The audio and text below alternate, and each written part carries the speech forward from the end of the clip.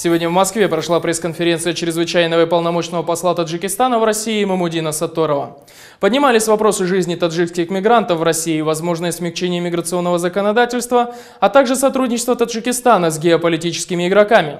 Самые интересные ответы посла в нашем эфире. Таджикистан является как бы не чужой для России, это стратегический партнер России. Мы не являемся, скажем, членами Евразийского экономического союза, но мы являемся членами СНГ. Мы являемся членами Организации договора коллективной безопасности, которая предполагает безвизовый въезд на территорию Российской Федерации. Мы являемся членами Шанхайской организации сотрудничества. Мы являемся членами всех интеграционных объединений на пространстве бывшего Советского Союза.